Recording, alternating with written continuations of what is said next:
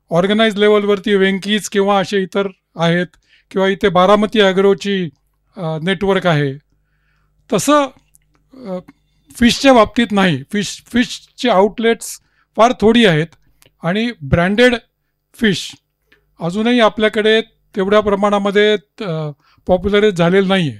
तर तसं काही करण्याचे तुमचे भविष्यामध्ये काही योजना आहेत का? आम्ही आत्ताच त्याची सुरुवात केलेली आहे. पुण्यामध्ये सुद्धा सगळ्या बऱ्याचशा दुकानांमध्ये आमचे ब्रँडेड मासे आत्ता अवेलेबल आहेत. आमच्या दृष्टिकोनातून आत्ता आपल्याकडे जितक्या आत्मीयतेने लोक चिकन खातात, तितक्या अजूनही इच्छेने मासे खातात असं अजून दिसत नाही आहे. पण ते हळूहळू होईल. हा प्रयत्न सतत करायला पाहिजे. म्हणून तर अर्जुननी मुद्दाम डोमेस्टिक मार्केट डेव्हलप करणं हा त्याचा अजेंडा आहे आणि त्याच्याकरता ते सतत काम त्याचं चालू आहे. त्याच्याकरता वेगळी एक यंत्रणा निर्माण झालेली आहे आणि ओव्हर अ पिरियड ते नक्की होणार आहे सगळं. मी सुरेश गोरे. मला 2 प्रश्न आहेत. एक म्हणजे हा व्यवसाय तुम्ही जो वर्णन केला 3000 लोक काम करत आहेत, तर लेबर इंटेन्सिव्हिटी हे त्यातलं ॲडव्हान्टेज आत्ता वाटतं आहे आणि मग तुमचे पुढच्या 10 वर्षात ऑटोमेशन किंवा परदेशातले काही लोक त्याच्यामध्ये ते कसं टिकून राहणार, ते जर महत्त्वाचं असेल तर. आणि दुसरा प्रश्न आहे की एवढी जेव्हा एक्सपोर्ट इंटेन्सिव्हिटी असते, तर सध्याच्या वातावरणात आपण ऐकतो की अमेरिकेत तुम्ही म्हणताय सगळीकडे चर्चेचा विषय टॅरिफ आहे. तर मग तुमचे कॉम्पिटिटर आणि ह्याला द्यायला काय उत्तरं तुम्ही योजली आहेत पुढच्या 10 वर्षात? पहिल्यांदा म्हणजे आत्ता तर जो व्यवसाय लेबर इंटेन्सिव्ह नक्कीच आहे, पण आमच्यासमोरही तुम्ही म्हणता प्रश्न आहेत. त्याच्यामुळे आम्ही त्यात ऑटोमेशन कसं होईल, जास्तीत जास्त कामं हाताने कामं जी होतात त्यातली कामं मेकॅनाइज काय होतील, ह्याचे आमचे सतत प्रयत्न चालू आहेत आणि ओव्हर अ पिरियड ह्या गोष्टी होणार आहेत नक्की. पण हे काळाप्रमाणे आम्हाला चालावंच लागणार आहे. हा एक भाग झाला. आणि जगामध्ये टॅरिफचा जो काही तुम्ही आत्ता विचार करताय, तर ह्याच्यामध्ये खाद्यपदार्थांमध्ये हे प्रश्न इतके सिरियस होतील असं मला वाटत नाही. कारण अमेरिकेमध्ये जे आज लोक ते मासे विकत घेतात, ते का घेत आहेत की त्यांना त्याची चव आवडलेली आहे, त्यांना त्याची क्वालिटी आवडलेली आहे आणि त्याच्या इंडियातली जी कॉस्ट आहे आत्ता ती कमी आहे आत्ता, त्याच्यामुळे त्यांना ते घेत आहेत. जरी समजा उद्या त्यांनी टॅरिफ वाढवला आणि आमची किंमत वाढली, तरी अमेरिकेतली जी काही त्यांचे कम्पेरेबल प्रॉडक्ट आहेत त्याच्यापेक्षा जास्त आमचा त्यांना आवडला तर ते आमचं घेणारच आहेत. म्हणजे आता आपल्याकडे उलटं जर विचार केला तर जरी इंडियन किती सॉफ्ट ड्रिंक असली तरी लोक कोको कोलाच कसे घेतात, त्यातला प्रकार आहेत.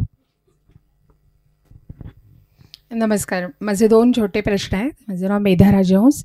अतिशय सुंदर मुलाखत ऐकण्याची संधी मला मिळाली, त्याच्याबद्दल सगळ्यांच्या वतीने मी थँक्यू म्हणते. प्रश्न माझा असा आहे की तुमच्या मुलाखतीत मला जाणवलं की तुमचा कॉन्फिडन्स जो आहे, आत्मविश्वास, तो लहान असल्यापासून जो जबरदस्त कॉन्फिडन्स आहे त्याचा आणि उद्योजकतेशी संबंध आहे असं मला मुलाखत ऐकताना वाटलं. आणि त्याच्याशी जोडून प्रश्न माझा असा आहे की मराठी माध्यम आणि मराठी माध्यमात शिकणारी मुलं मुली आणि न्यूनगंड यांचा संबंध अलीकडे गेल्या 20-25 वर्षात जोडला जायला लागला आहे. त्यामुळे आपल्याकडे काम करणारा अगदी सहाय्यक वर्गसुद्धा इंग्रजी माध्यमातून शिकण्याचा प्रयत्न करतो की पुढे आत्मविश्वासाची कमतरता राहू नये. तर मला तुमचं मत ऐकायला आवडेल की मराठी माध्यमात शिकणं, शिकावंसं वाटणं हे काळाच्या ओघात संपायला लागलं तर आपल्या संस्कृतीवरती त्याचा काही परिणाम होईल का? आणि दुसरा अगदी खरं कुतूहलाचा प्रश्न म्हणजे तुमच्या घरामध्ये मासे खाणारी लोक आता वाढायला लागली आहेत का? आणि तुम्हाला मासे आवडतात का? कुठल्या चवीचे मासे आवडतात अशी उत्सुकता वाटली. दुसरा प्रश्न आधी सांगतो की मला स्वतःला मी मासे कोणत्याही प्रकारचे खाऊ शकतो. गेल्या 25 वर्षांपासून मला 20 वर्षापासून मला कोळंबीची खूप मोठी सिरियस ॲलर्जी झालेली आहे, म्हणून ती अजिबात खात नाही. पण मला जर विचारलं तर मला माशांपेक्षा माझं नेहमीचं जे पिठलं भाताचं जेवण आहे ते मला स्वतःला खायला आवडतं. परंतु अर्जुन, त्याची मुलं, शमिका तिची मुलं, ह्या सर्व लोकांना भयंकर मासे खायला आवडतात. म्हणून मग त्यांची आई अजिबातच मासे खात नाही, पण ते आले म्हटल्यानंतर ती लगेच आधी प्लॅनिंग करून सगळ्यांना खायला व्यवस्थित घालत असते. हा झाला याचा प्रश्न.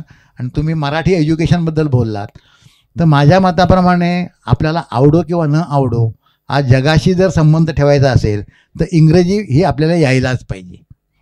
तर त्याच्यामुळे संपूर्ण शिक्षण मराठीतून घ्यायचं का इंग्लिशमधून घ्यायचं हे जरी ऐच्छिक असलं तरी मराठीमधून सगळं शिक्षण घेतल्यानंतर सुद्धा इंग्रजी ही इंग्रजी ही नक्की यायलाच पाहिजे, तरच आपण जगाशी संबंध ठेवू शकतो. म्हणून आपल्याला इंग्रजीचं पण तेवढंच महत्त्व ठेवलं पाहिजे असं मला वाटतं. गद्रे सर नमस्कार, माझं नाव अभय वैद्य. खूपच छान मुलाखत झाली आणि खूपच इन्स्पायरिंग होती ही मुलाखत. माझा पहिला प्रश्न एकतर ॲन्युअल टर्नओव्हरचा उल्लेख झाला नाही इथे, आणि दुसरा प्रश्न असा आहे की डायव्हर्सिफिकेशनबद्दल आपण म्हणालात की डोमेस्टिक मार्केटमध्ये उतरणार आहात, तर पुढची वाटचाल एक 5 वर्षात गद्रे मरीन एक्सपोर्ट्सची काय असणार आहे, हे 2 प्रश्न. आमची सध्याची उलाढाल 1300 ते 1500 कोटीच्या आसपास आहे. आणि डोमेस्टिक मार्केट हा एक नक्कीच आमचा फोकस एरिया आहे. आणि त्याच्यामुळे आमचा प्रॉडक्ट जास्तीत जास्त शेल्फवर कसा अवेलेबल असेल हे आम्ही बघणार आहोत. परंतु आत्ता जे काय डोळ्यांनी आम्हाला दिसतंय त्याच्यामध्ये अजूनही आपल्याकडचे लोक जितक्या सहजपणे चिकन खातात तितक्या सहजपणे अजूनही डोमेस्टिक इंटरलँडमधले जे लोक आहेत ते अजून मासे खात नाही आहेत. तर ते वाढतील तेव्हा बघायचं मग. हां, नाही, चांगल्या वस्तू नेहमीच महाग असतात. तो मीटपेक्षा डायजेशनला जास्त चांगला आहे, प्रोटीन जास्त चांगले आहेत, त्याच्यामुळे ते महाग असतात. मी कोकणाचाच आहे म्हणून आपला अभिमान आहे. अर्थात मी राहतो तो रायगड जिल्हा, काय त्या अर्थाने कोकण नाही आहे. मी म्हणायला पण जसं रत्नागिरी आणि सिंधुदुर्ग असं नाही. माझा प्रश्न थोडा वेगळा असा आहे की टुरिस्ट सेंटर म्हणून कोकणाकडे पाहिलं जातं, पण तर बरेच जर सेंटर्स पाहिली तर तिथली जी अवस्था असते ते म्हणजे लोकांना जावं असं वाटत नाही स्वच्छता वगैरे. तर टुरिस्ट सेंटर म्हणून स्कोप होण्याच्या दृष्टीने काय तो आपल्याला सांगता येईल सर?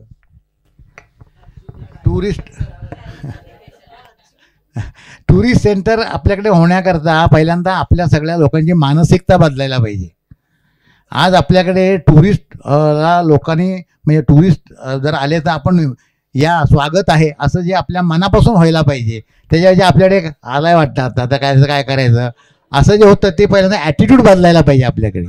ती बदलली की बाकीच्या सगळ्या गोष्टी ऑटोमॅटिक्स बदलली. सर माझा प्रश्न, तुम्ही IPO करणार काय, असा विचार आहे काय? आत्ता जिथपर्यंत आम्हाला बँक हवे तेवढे पैसे देते तिथपर्यंत काय आम्ही IPO करणार नाही. आणि आता हे सगळे निर्णय अर्जुन पुढे घेणार आहे. सर आणि माझा एक मित्र विचार करत होता की असा एक प्रकल्प होलसेलमध्ये मासे खेळणं, ते साफ करणं आणि फिले वगैरे करून त्याचे रिटेल फ्रँचाईज करणं आणि तिथं तंदूर फ्रायची पण व्यवस्था असणं, असा प्रकल्प चालू शकेल काय? किंवा तुम्ही सुद्धा हे डायव्हर्सिफिकेशन अर्जुन करू शकाल काय? आणि आता एक लिशियस म्हणून एक कंपनी झाली आपलं ई-कॉमर्सवर अतिशय. मी माझ्या मुलीला गोव्याहून मासे पाठवत होतो, आता मी पाठवत नाही.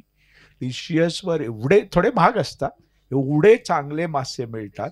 तर असे ऑप्शन तुम्ही का टॅप नाही करत रिटेलमध्ये? काय हे भविष्यातल्या गोष्टी आहेत, त्याच्यामुळे त्या आज ना उद्या कराव्याच लागतील. की शेवटी काय असतं धंद्यामध्ये 2 गोष्टी असतात. आम्ही प्रोॲक्टिव्ह विचार करायलाच पाहिजे, काय काय पुढे अडचणी येऊ शकतात त्याचा अंदाज घेतला पाहिजे. तर आत्ता काय झालं की आम्हाला तरी आत्ता ह्या मिनिटाला संपूर्ण जग हेच मार्केट अवेलेबल असल्यामुळे जे आत्ता आमचे प्रॉडक्ट आहेत ते प्रॉडक्ट जगामध्ये सगळे जात असल्यामुळे ह्या गोष्टी ॲज अ डेव्हलपमेंट एरिया म्हणून आम्ही बघतो आहोत आणि त्या हळूहळू होणार तयार सगळ्या. वाचक प्रतिसाद हे अंतर्नाचं एक वैशिष्ट्य होतं, तसाच प्रतिसाद सर्व श्रोत्यांनी दिला, त्याबद्दल आभार. आता आमच्या सर्वांच्या वतीने अभय देवधर आभार प्रदर्शन करतील. नंतर आपण जेवणाचा आस्वाद घेणार आहोत. मासे आहेत का नाहीत मला माहिती नाही.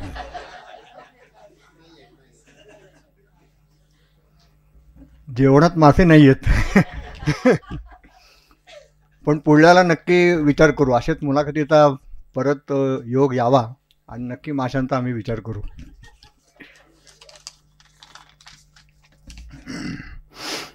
सर्वांना नमस्कार. भारतीय मत्स्य उद्योगाला एक वेगळा आयाम, एक वेगळं परिमाण मिळवून देणारं व्यक्तिमत्व म्हणजे दीपकदादा गद्रे. आणि त्यांचा सत्कार करून त्यांच्याबद्दल आदर भावना व्यक्त करायची असा विचार भानुजी काळे यांनी बोलून दाखवला. आणि या सोहळ्याचं आमंत्रण स्वीकारून दीपकदादा गद्रे, मीनाताई गद्रे, अर्जुन गद्रे आणि अंजली गद्रे हे रत्नागिरीवरून इथे आले, त्याबद्दल त्यांचे मी सर्वप्रथम आभार मानतो. भानू काळे यांनी मुलाखत खूपच सुरेख घेतली, अत्यंत खुसखुशीत मुलाखत झाली. त्यामुळे दीपक गद्रे यांच्या उद्योगाची, त्यांच्या या सगळ्या ज्या काही ॲक्टिव्हिटीज आहेत त्यांची माहिती आपल्या सर्वांना झाली. आणि भानू काळेंनी कल्पना मांडल्यानंतर त्यांनी ती अंमलात त्वरेने आणली. ते जरी या कार्यक्रमाचे होस्ट असले, संयोजक असले, तरी भानू काळे, वर्षाताई काळे आणि अंतर्नाद परिवार यांचेही खूप खूप आभार. भानू काळे यांनी जेव्हा ही कल्पना मांडली, मग ते आम्ही विनोदजी शिरसाट यांच्याबरोबर बोललो. आणि विनोदजी शिरसाटांनी पण लगेच कल्पना उचलून धरली आणि त्यांची जी ऐवज नावाची जी सिरीज आहे त्याच्यामध्ये ह्याचा अंतर्भाव करता येईल अशा पद्धतीने त्यांनी आम्हाला खूप प्रोत्साहन दिलं. आणि विनोदजींनी पण ह्याच्यामध्ये खूप सहभाग घेऊन आम्हाला खूप सहकार्य केलं. ही कसं मुलाखत घ्यायची, कुठे घ्यायची, काय त्याच्यामध्ये तंत्रज्ञानाचं सपोर्ट कसा घ्यायचा, त्याच्याबद्दल विनोदजी तुमचे पण खूप खूप आभार. ज्यांच्यामुळे मुलाखत निर्दोषरित्या चित्रबद्ध झाली, तंत्रज्ञांचे पण खूप आभार. आजच्या कार्यक्रमाला डॉक्टर अनिल जोशी, शुभांगी जोशी पंढरपूरवरून इथे आले. सुरेख प्रास्ताविक करून त्यांनी खोरेच सुरुवात, म्हणजे जसं क्रिकेटमध्ये ओपनिंग पेअर जर चांगली खेळली तर पुढला कार्यक्रम खूप, म्हणजे पुढली टीम चांगली खेळते, तसा सगळा कार्यक्रम उत्तरोत्तर रंगत गेला. त्यामुळे अनिल जोशी आणि शुभांगी जोशी यांचे आभार. आपण सर्व मान्यवर इथे आलात. प्रश्नोत्तरांचा भागसुद्धा खूप चांगल्या पद्धतीने रंगला. खूप चांगले चांगले प्रश्न आले. दीपकदादांनी उत्तरं पण खूप समर्पक आणि खूप चांगल्या पद्धतीने, म्हणजे असे डॉज नाही केले प्रश्न. त्यामुळे प्रश्नोत्तराचा तास पण खूप छान झाला. त्याबद्दल सर्व मान्यवरांचे आभार. तुमच्यामुळे कार्यक्रमाला खूप शोभा आली. Last but not list, Deccan Gymkhana authorities, त्यांची टीम, ला हॉस्पिटॅलिटी, जे केटरिंग कॉन्ट्रॅक्टर आहेत, त्यांचे आभार. तंत्रज्ञांचे आभार. चुकून जर कोणी याच्यातनं नामनिर्देश सुटला असेल तर क्षमा असावी. त्यांचेही आभार. जयश्री काहीतरी हात करते. परत एकदा सर्वांचे आभार मानून कार्यक्रम संपन्न झाला असं मी इथे जाहीर करतो. आणि बाजूला, उजव्या बाजूला भोजनाची व्यवस्था केलेली आहे, तर आपण भोजनाचा आस्वाद घ्यावा ही नम्र विनंती. थँक्यू. तुम्ही सर्वांनी मी जे जे काय बोललो ते सगळं वावा करत ऐकलं, याच्याबद्दल धन्यवाद.